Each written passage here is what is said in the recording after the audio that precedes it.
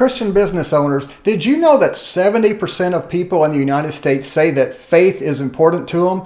But almost every Christian I know that's in the business world struggles to integrate faith into their business. Or if you own a business, you struggle to integrate faith into the business that you own. In fact, you're not even sure what that looks like. And that's what I want to talk about today, because integrating faith into your business is more than just adding prayer every once in a while in your business. It's something that can totally transform your life and transform the life of your business or transform the direction of your career. So here's what we're going to do. We're going to define what is faith in the first place.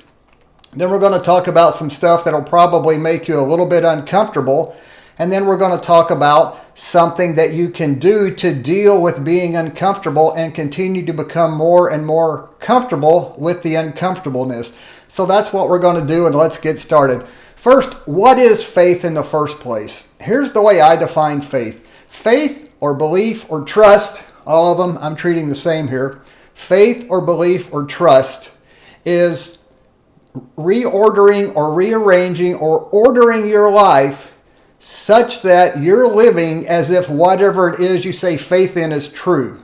So it's not just up here in your mind saying you have faith in something, but it is faith is shown, and faith is real when you are willing to reorder your life to live as if that thing that you say you have faith in is true. So that's what we're talking about. It's faith, it's trust, it's belief. Secondly, what does it look like to live your life as a business owner, being a Christian, or as a Christian business leader? What does that look like? And I would say it's found right here in Matthew 11:28 through 30, when Jesus says, if you are stressed, if you have a heavy burden, if you feel a lot of pressure in your life, then Jesus says, come to me and put on my yoke and learn from me, and you will find that I am humble and lowly in spirit, and you will find rest for your soul, because my yoke is easy and my burden is light. So come to Jesus, yoke yourself, tie yourself intimately connected to him, so wherever he goes, you go. Whatever he does, you do, and whatever he says, you say. And that way, you are putting all your trust and faith and belief in the fact that Jesus knows what he's talking about. And you're just going along and doing whatever he says to do, saying whatever he says to say, and going wherever he says to go. Now, I know if you're like me, what you're thinking is, when I first started down this path, I thought, wait a minute, that doesn't sound very light burden and easy yoke. That seems like a lot more stress and pressure, because I am giving up control of producing the results myself. And I like being in control and trying to produce the results myself, even though it adds pressure to my life. This is what I found. Even though that added pressure to my life, I still like the fact that I thought I was in control. And so it took me a while to work through this, putting on Jesus' yoke, giving up responsibility for the outcome, and my responsibility was to do what Jesus does, to say what Jesus says, and to go where Jesus goes, and then turn the responsibility for the results over to Jesus. Now, how do you know what it is that Jesus wants you to do? Well, I would say that's found in what I call the story from Genesis to Revelation. And the common theme is that it is from Genesis to Revelation. It's about God making his name great and his salvation known from the rising to the setting of the sun, so that there will be people amongst every group of people in the world worshiping God, so that there will be people around the throne in heaven from every group of people in the world worshiping God forever and ever. And all that happens by disciples being made amongst every group of people in the world. And so we as his people, we as Christians, as children of God, as disciples of Jesus, are to go out and make disciples of Jesus. And so ultimately, you don't own your business. Do you understand that? When you became a Christian, when you surrendered your life to Jesus, when you became a disciple of Jesus, Jesus says in order to do that, you have to renounce everything that you own. You don't own it anymore. It belongs to Jesus. Your business belongs to Jesus. Your career belongs to Jesus, not to you. And so your business, your career as a Christian is ultimately about one thing, and it is about making more disciples of Jesus. And so that's what your business is about as a Christian, and that's what your career is about as a Christian, making more disciples of Jesus. That's how we know what Jesus wants us to do. So why are we so reluctant to turn the reins and the control over to Jesus? And I would say it's because we perceive it as a risk. This is what I want to get to. I call this the faith equation. Our problem is when you get right down to it, the reason we don't surrender control of every area of our life, and specifically for this video, we're talking about surrendering the control of your business, surrendering the control of your business career to Jesus, is because, honestly, we don't trust Him. And so turning it over completely to Him, where we don't control the results, our only responsibility is to do what Jesus says and obey Him. Trusting the results to Jesus seems extremely risky to us. Extremely risky. It is a huge risk because a big reason is, well, there's two factors in this big reason. One is we've never done that in any area of our life for any extended period of time, completely trusting Jesus that He knows what He's talking about and He knows what He's doing, and doing whatever He tells us to do without regard to the consequences. We've never done that. Nor do we know anybody who says they're a Christian that is doing that. And so, of course, it seems risky because we have no personal experience or no observational experience in other people's lives of what that looks like. This is where the equation comes in: belief, faith, trust. There's two components to faith. This is the way I look at it. I got this original equation, which is the middle here, from a guy named John Ortberg. I thought it was one of the best descriptions of faith in Jesus and what that looks like. Faith is made up of two components. One is the commitment component, and one is the confidence component. Commitment and confidence. Commitment is simply a decision. It's a binary event. It's either yes or no.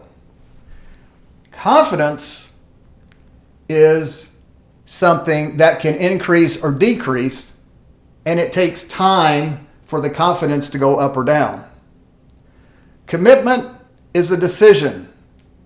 And I will tell you, when you're making the commitment to surrender your life, to surrender your business, to surrender your career to Jesus, I have personally found making a 100% commitment, and yes, I had to spend time working through that before I made it. I didn't just go out today and say I'm doing it.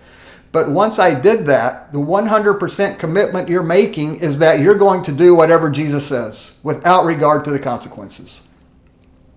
There's no 99% commitment. There's no 98% commitment. There's no 75% commitment. It's easier to make 100% commitment, and here is why. When you make the 100% commitment, you don't have an out. You're not constantly debating with yourself every time a decision comes up. When you think Jesus wants you to do A, and you don't really think that's the best idea, you think the better idea is to do B, you're wondering, if you've only made a 99% commitment, is this that 1% where I need to go with the direction Brad wants to go? But if you make the 100% commitment, you always have already decided, you don't have to debate with yourself, that every time I go with doing what I understand to the best of my ability Jesus wants me to do. So that is simply a decision. Confidence is the one that increases. This is where your faith increases. This is where your faith starts, making the commitment, the decision. Confidence is where your faith increases, and this confidence only goes up over time. And I say it only goes up with evaluated experience over time. You're evaluating as you follow Jesus. How is this going? How is this going? How is this going? And the longer you do this, 100% commitment to doing what Jesus says, no matter what you think or say, with what you think will happen or what you think is the best decision without regard to the consequences. and you watch it continue to turn out to glorify Jesus. That's the goal, not to glorify Brad. It's to glorify Jesus. When you continue to see those decisions that you're making as you obey Jesus is turning out to be working to make more disciples of Jesus and to glorify Jesus, your confidence will go up as you have evaluated experience over time. And the longer this time frame you have of continuing to do this, the more your confidence is going to go up. So the commitment is simply a decision of the will. You make that decision. Yes, I'm going to 100% starting from today. Whenever you get to the point where you're ready to make that commitment, start today. 100% I'm going to do whatever Jesus asked me to do to the best of my understanding and do it to the best of my ability without regard to the consequences. And then the way this confidence goes up is through simple obedience. Obeying what Jesus is telling you to do. Okay? This is the faith equation. So what I want to challenge you with and what helped me is to just make this commitment and try it for, say you're going to do this for a month and see what happens.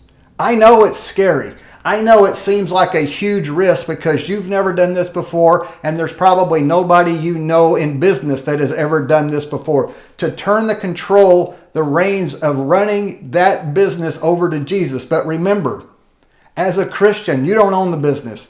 Jesus owns the business. You are simply managing the business for Jesus, and he's the one that's calling the shots. Okay? So make that commitment and then start doing it without regard for the consequences. Do what you believe Jesus is asking you to do to the best of your understanding. Now, will you get it wrong sometimes? Absolutely, you'll get it wrong. But here's the question you have to ask yourself. If I am doing what I understand Jesus wants me to do to the best of my ability, and I miss the mark a little bit, do I think Jesus is still loving enough and powerful enough to make the results be what Jesus wants to be, to glorify him by making more disciples of him? And I am 100% convinced, with Jesus being the most powerful entity in the universe, that he can make whatever I'm trying to do, and I am trying to do it for him to the best of my understanding and ability, he will take it and make it work out for what he wants it to be. So I encourage you with this. Yes, it's risky. Don't be afraid to admit that it's risky, that it's producing fear in your life, and go ahead and give this a try and see what happens.